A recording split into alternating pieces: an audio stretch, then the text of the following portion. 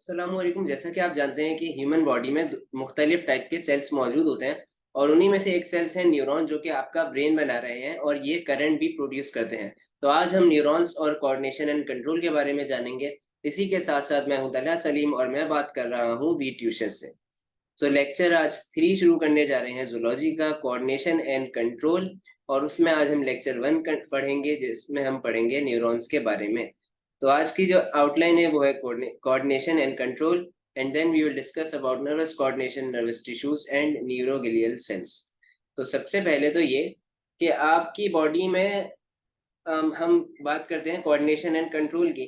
तो coordination and control क्या है कि आपकी बॉडी में मुख्तलिफ इकदामात हैं, यानी आप मुख्तलिफ काम अब अंजाम दे रहे हैं। आपकी बॉडी के अंदर मेटाबॉलिज्म हो रहा है, आपकी बॉडी के अंदर वक्त के साथ साथ चेंजेस आते रहते हैं, बिहेवियरल चेंजेस हो गए, आपकी बॉडी जो होती है वो साथ साथ इवॉल्व इवॉल्व क्या होती रहती है, मुख्तलिफ उसमें प्रोग्रेसिव चेंजेस आते रहते हैं। एडल्ट लाइफ आती है, उसके अंदर कई तरीके के डेवलपमेंट चेंजेस आते हैं। तो वो सारी चीजें जो होती हैं वो कंट्रोल हो रही होती हैं आपकी बॉडी के अंदर। और सबसे पहले इसमें दो चीजें इन्वॉल्व होती हैं, एक नर्वस सिस्टम और दूसरा एंडोक्राइन सिस्टम। ये दोनों चीजें अगर साथ काम करें तो दे together make coordination and control. यानी नर्वस सिस्टम क्या है कि नर्वस सिस्टम में न्यूरॉन्स वगैरह यानी नर्व्स मौजूद हैं, जो कि आपकी बॉडी में सिग्नल ट्रांसफर कर रही हैं। और वो एंडोक्राइन सिस्टम है। एंडोक्राइन सिस्टम में क्या है, ग्लैंड्स वगैरह मौजूद हैं, यानी हार्मोन्स है। तो इन हार्मोन्स के जरिए से फिर आपके ब्लड में केमिकल्स जाते हैं, जिसकी वजह से आपकी बॉडी में कुछ चेंजेस होता है। तो ये दोनों अगर साथ काम करते हैं तो इसको कहते हैं कोऑर्डिनेशन एंड कंट्रोल। तो यहाँ पर इनके दोनों के मुश्तरका काम करने को ही कहते हैं, जिसकी वजह से आपकी बॉडी में तरह तरह की चेंजेस हो रहे हैं। अब नर्वस सिस्टम की बात करें तो नर्वस सिस्टम में नर्व्स या न्यूरॉन्स मौजूद हैं, और इनकी वजह से जो आपका सिग्नल होता है वो बहुत जल्दी ट्रांसफर होता है। जबकि एंडोक्राइन सिस्टम में केमिकल आते हैं, यानी केमिकल मैसेंजर बेचारा हार्मोन्स आते हैं, और उन वो थोड़ा स्लो मैसेज ट्रांसफर करते हैं from one to the other. अब नर्वस कोऑर्डिनेशन क्या होती है कि नर्वस कोऑर्डिनेशन कहते हैं the communication that takes place by the help of electrochemical messages. यानी नर्वस कोऑर्डिनेशन में ऐसा नहीं है कि टोटली नर्व्स यानी मौजूद हैं तो डायरेक्ट सिर्फ करंट के जरिए से ही मैसेज आपकी बॉडी में ट्रांसफर होगा, बल्कि इसमें इलेक्ट्रोकेमिकल मैसेजेस होते हैं। यानी जब एक न्यूरॉन दूसरे न्यूरॉन को मैसेज ट्रांसफर करता है तो वहां पे कुछ केमिकल भी इन्वॉल्व होते हैं। तो ये पूरा एक सिग्नल यानी मैसेज इलेक्ट्रोकेमिकल कहलाता है, जिसे नर्व इम्पल्स कहते हैं। और इसके जरिए से ही आपकी बॉडी में, यानी मैं जो हाथ मूव कर रहा हूँ, ये जितनी भी बोल रहा हूँ, तो वो सारे इसकी वजह से हो रहे हैं। अब सबसे पहले चलते हैं कि असल में होता क्या है, किस तरह काम कर रहा है। तो सबसे पहले तो सपोज के एक आपको पेन, मैं एक पेन लेता हूँ और एक पेन मैं जैसे ही हाथ पे अपने उंगली पे लगाता हूँ, तो उस कंडीशन में क्या है कि मेरी उंगली में सेंसरी न्यूरॉन्स मौजूद हैं, जो कि सेंस करते हैं डिफरेंट चीज़ों को। अब ये सेंस करेंगे कि चुभन को, और उसके यानी वो जो न्यूरॉन्स है वो जाएंगे एफरेंट पाथवे के through to the control centre. Control centre क्या है, ब्रेन। ब्रेन के पास जाएंगे, ब्रेन या स्पाइनल कॉर्ड के पास। वहां पर जैसे ही सिग्नल जाएगा और सेंसरी न्यूरॉन्स बताएंगे कि इस तरह का उन्हें सेंस उन्होंने किया है, तो उसके बाद कंट्रोल सेंटर फिर उसके अगेंस्ट एक इकदाम करेगा कि अब मुझे इस तरह का मैसेज रिसीव हुआ है, तो अब मैं क्या सिग्नल भेज सकता हूँ।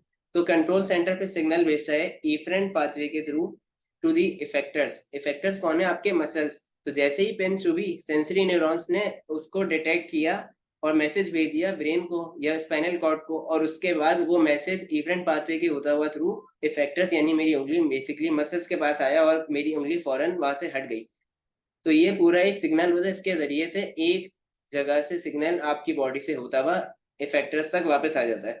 तो अब आप देखेंगे यहाँ पर बताने में तो कितना लंबा एक प्रोसीजर लग रहा है कि सेंसरी न्यूरॉन से सबसे पहले डिटेक्ट किया। अब ऐसा तो है नहीं कि एक ही न्यूरॉन पूरा मुस्तकिल जा रहा है ब्रेन तक या स्पाइनल कॉर्ड तक। तो मल्टीपल न्यूरॉन्स भी आपस में कनेक्ट हुए हुए बीच बीच में। तो फिर वो एक पाथवे के पास गया, फिर कंट्रोल सेंटर डिसाइड करता है कि अब मुझे क्या इकदाम करना चाहिए। तो ऑब्वियसली डिसीजन मेकिंग आ गया एक। फिर इफरेंट पाथवे के थ्रू इफेक्टर्स के पास गया, तो ये एक लेंदी प्रोसीजर हो गया, लेकिन बजाय दिखने में लग रहा है, लेकिन ये जो पूरा प्रोसेस है इसको हम जस्ट मिली सेकेंड लगते हैं काम करने में।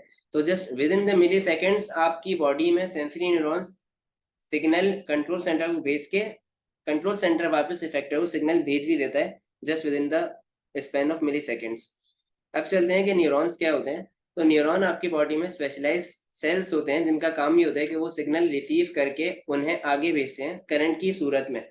तो ये न्यूरॉन्स होते हैं। और ये एक और बात न्यूरॉन्स में ये भी है कि ये न्यूरॉन्स जो हैं वो वक्त के साथ साथ ये न्यूरॉन्स बेसिकली झड़ना शुरू हो जाते हैं, खत्म होना शुरू हो जाते हैं। और न्यूरॉन्स जो होते हैं, जैसे बाकी सेल्स की मैं बात करूं कि सेल्स में इंजरी हो जाती है जैसे, तो सेल्स रीजनरेट हो जाते हैं, लेकिन न्यूरॉन्स रीजनरेट नहीं होते। न्यूरॉन के स्ट्रक्चर को देखते हैं तो ये स्ट्रक्चर मैंने चैप्टर 2 में भी एक्सप्लेन किया था। अब वापस इसको एक्सप्लेन करते हुए चलते हैं सही से। तो ये एक न्यूरॉन है बेसिक स्ट्रक्चर, और इस न्यूरॉन में आपको ये स्टार्ट में ये आपको ट्री एक लाइक स्ट्रक्चर नजर आ रहा होगा। ये बेसिकली डेंड्राइट्स हैं। डेंड्राइट्स का काम ये होता है कि ये दूसरे न्यूरॉन से सिग्नल रिसीव करते हैं, तो ये रिसीवर है। दूसरी बात, फिर ये आपको ये सेंट्रल बॉडी नजर आ रही होगी, जिसे सेल बॉडी या सोमा कहते हैं। और ये बॉडी के अंदर डिफरेंट पार्ट्स, डिफरेंट ऑर्गेनेली कह सकते हैं, मौजूद है, जैसे माइटोकॉन्ड्रिया है। और इसके अलावा एक और चीज निजल सब्सटेंस भी मौजूद है। ये निजल सब्सटेंस जो है इसमें आरएनए मौजूद है। इसके अलावा रफ एंडोप्लाज्मिक रेटिकुलम मौजूद है। यहाँ पे जो होती है वो प्रोटीन की सिंथेसिस भी हो रही होती है। उसके अलावा फिर ये न्यूक्लियस मौजूद है। और ये जो आपको फिर पार्ट नजर आ रहा है ये है एक्सॉन हिलॉक। ये आपको नजर आ रहा होगा, ये कुछ सिलेंड्रिकल फनल शेप का होता है कुछ। तो ये एक्सॉन हिलॉक है। और एक्सॉन हिलॉक के बाद ये जो पूरा आपको येलोइश पार्ट नजर आ रहा है बीच बीच में से, ये पूरी एक समझ लें ट्यूब सी है जो जा रही है। इस पूरी ट्यूब को कहते हैं एक्सॉन। ये इस पूरे हिस्से को कहते हैं एक्सॉन। ये जो एक्सॉन है क्या करता है, ये सिग्नल जब डेंड्राइट रिसीव करते हैं तो सिग्नल फिर यहाँ से होता हुआ एक्सॉन के पास जाता है, और एक्सॉन इस सिग्नल को ट्रांसफर कर देता है to the end part of neurons. इन एक्सॉन्स के बीच में आपको नजर आ रहे होंगे ये ग्रेइश टाइप के स्ट्रक्चर्स। ये जो है बेसिकली माइलिन शीट होती है। माइलिन शीट क्या होती है कि माइलिन शीट बेसिकली ऐसा कह सकते हैं आप कि ये इंसुलेटर्स होते हैं। यानी ये कि आप मुख्तलिफ न्यूरॉन्स होते हैं ताकि कोई सर्किट वगैरह ना हो। इन शॉर्ट, जैसे आप बात करता हूँ मैं, जैसे नॉर्मल कोई एक तार होता है तो उस तार में अगर देखें तो वो तार अगर छिला हुआ होता है तो क्या है कि शॉर्ट सर्किट के चांसेस ज्यादा हैं, करंट लगने के चांसेस ज्यादा हैं। तो ये जो बेसिकली इनके ऊपर जो कवरिंग मौजूद है वो जस्ट लाइक वैसी है कि जैसे इंसुलेटर यानी रबर चढ़ी हुई होती है तारों पर। तो इस वजह से ये शॉर्ट सर्किट से बचा रहे हैं। अब इनमें आपको बीच बीच में नजर आ रहे होंगे कि हर एक ग्रेश, दो ग्रेश स्ट्रक्चर के बीच में एक ये कुछ पार्ट है जिस पर ये कवरिंग नहीं हुई। यानी आप सोच रहे होंगे यहाँ पे कि जब ये बेसिकली इंसुलेशन है ये शॉर्ट सर्किट से बचा रहा है, तो यहाँ पर बेसिकली ये जो कुछ बीच में हिस्से हैं येलोइश पार्ट, यहाँ पर कोई माइलिन शीट मौजूद नहीं है। तो ये बेसिकली जगह कहलाती है नोड ऑफ रेनवियर। और इनका काम ये है, इनकी वजह से क्या होता है कि कंडक्शन में मदद करवाते हैं, यानी ये कि सिग्नल ट्रांसफर करवाने में मदद करवा रहे होते हैं ये।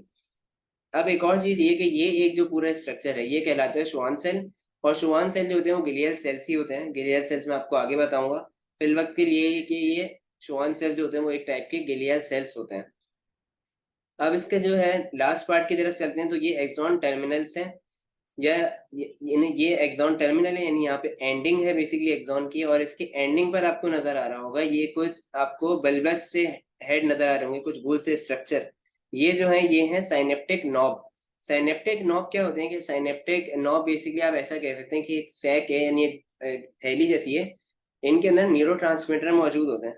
न्यूरो मतलब ये कि ये केमिकल है जिसकी वजह से सिग्नल जो है वो फिर नेक्स्ट न्यूरॉन की तरफ चले जाता है। अब मैं आपको एक स्ट्रक्चर दिखा देता हूँ कि जैसे सपोज करें कि ये एक न्यूरॉन है और ये आ गए इसके साइनेप्टिक नॉब्स। सिग्नल आया ब्रेन से यहाँ पर, यहाँ से रिसीव होता हुआ गया और साइनेप्टिक नॉब में गया, यहाँ से केमिकल रिलीज हुए। अब जो दूसरा न्यूरॉन है वो इस तरह है कि ये इस तरह से न्यूरॉन लगा हुआ होता है, यानी सेम न्यूरॉन है लेकिन आप देखें बिल्कुल आपस में एक साथ नहीं जुड़े हुए, थोड़ा बीच में ये गैप है। ये जो गैप है, इन गैप में ये केमिकल मैसेंजर्स आते हैं जिसकी वजह से, और यानी बेसिकली पाथवे होता है एक न्यूरॉन का दूसरे न्यूरॉन से, यहाँ से बेसिकली सिग्नल फिर नेक्स्ट न्यूरॉन के फिर डेंड्राइट तक पहुंच जाएगा। तो अब ये जो हिस्सा है इसे कहते हैं, नाम देते हैं साइनेप्स का। साइनेप्स बेसिकली कहते हैं दो न्यूरॉन के दरमियान के हिस्से को, या the distance between the distance between the synaptic knobs या axon terminal of one neuron and the dendrites of other neuron is called as synapse। तो इस synapse की वजह से ही सिग्नल नेक्स्ट न्यूरॉन तक ट्रांसफर हो रहे होते हैं। ये हो गई स्ट्रक्चर की बात। अब स्ट्रक्चर के बाद हम चलते हैं नेक्स्ट पार्ट पर जो है टाइप्स ऑफ न्यूरॉन। अब न्यूरॉन्स की टाइप्स भी होती है मुख्तलिफ। एक होते हैं सेंसरी न्यूरॉन्स, इनका काम क्या है कि वो आपकी बॉडी में सेंस करके सिग्नल भेज रहे हैं ब्रेन को, इनका काम ये है। सॉरी। दूसरे मोटर न्यूरॉन्स होते हैं, यानी ये इफेक्टर न्यूरॉन्स हैं। सिग्नल जो है वो सेंस करके ब्रेन या स्पाइनल कॉर्ड तक जा रहा है थ्रू सेंसरी न्यूरॉन्स। वापस जो सिग्नल आ रहा है ब्रेन से मसल्स के पास, वो आ रहा है मोटर न्यूरॉन्स की वजह से। और फिर इनके बीच में जो न्यूरॉन्स होते हैं वो कहलाते हैं इंटर न्यूरॉन्स। अब दूसरी जो न्यूरॉन्स के अलावा एक और सेल्स जो मौजूद होते हैं वो है न्यूरोग्लियल सेल्स। अच्छा, न्यूरोग्लियल सेल्स से पहले एक और बात बता दूं टाइप्स ऑफ न्यूरॉन में, कि न्यूरॉन्स जो मैंने आपको पीछे बताया था ना माइलिन शीट का, तो माइलिन शीट के हिसाब से भी न्यूरॉन की टाइप्स होती हैं। कुछ ऐसे न्यूरॉन होते हैं जिन पर माइलिन नहीं होती है, कुछ ऐसे होते हैं जिन पर माइलिन होती है, तो वो माइलिनेटेड और नॉन अनमाइलिनेटेड न्यूरॉन्स कहते हैं हमें। अब न्यूरोग्लियल सेल्स की बात करते हैं, तो न्यूरोग्लियल सेल्स या ग्लियल सेल्स भी जिन्हें कहते हैं, ये ऐसे न्यूरॉन ऐसे सेल्स होते हैं जो कि एक न्यूरॉन को दूसरे न्यूरॉन से अलग कर रहे हैं। यानी ताकि एक न्यूरॉन दूसरे न्यूरॉन से आपस में उनके तार, बेसिकली जैसे मैं तार की एग्जांपल दूं, दो तार को अगर मैं आपस में कनेक्ट कर देता हूं तो क्या होगा, बीच में एकदम से शॉर्ट सर्किट हो जाएगा। तो ये जो बेसिक न्यूरोग्लियस ये मेक श्योर कर रहे होते हैं कि एक न्यूरॉन और दूसरा न्यूरॉन आपस में कंबाइन फ्यूज ना हो, क्योंकि अगर वो जुड़ेंगे तो उसकी वजह से क्या होगा कि वो जो इलेक्ट्रिक करंट है उसमें डिस्टरबेंस आएगी, हो सकता है कि आपकी बॉडी के अंदर भी जाहिर सी बात है चेंजेस आएंगी। तो ये जो बीच में ग्लियल सेल्स होते हैं ये सेपरेट कर रहे होते हैं एक न्यूरॉन को दूसरे न्यूरॉन से। और दूसरा ये कि इन ग्लियल सेल्स का काम ये भी होता है कि ये ग्लियल सेल्स जो होते हैं माइलिन शीट बना रहे होते हैं। तो यहाँ तक आज का लेक्चर था, और इसके बाद लेक्चर में हम फिर पढ़ेंगे कि नर्व इम्पल्स किस तरह जनरेट होती है। यानी ये कि ये जो पूरा प्रोसेस है कि एक न्यूरॉन से सिग्नल चले गया दूसरे न्यूरॉन तक, तो ये कैसे जाता है, तो हम वही नेक्स्ट लेक्चर में पढ़ेंगे। तो अगर आपको इस लेक्चर या पिछले कोई भी लेक्चर या चैप्टर से सवाल हो तो आप मुझसे व्हाट्सएप कम्युनिटी पर पूछ सकते हैं, जिसका लिंक डिस्क्रिप्शन बॉक्स में मौजूद है। और इसके अलावा don't forget to subscribe our channel on YouTube. और आपको लेक्चर डाउनलोड करना हो या प्रेजेंटेशन, तो आप हमारी वेबसाइट viz.com से डाउनलोड कर सकते हैं। सो आपका देखने का बहुत शुक्रिया। फिल वक्त के लिए मुझे दीजिए इजाज़त। मिलता हूँ आपसे नेक्स्ट लेक्चर में। अल्लाह हाफ़िज़।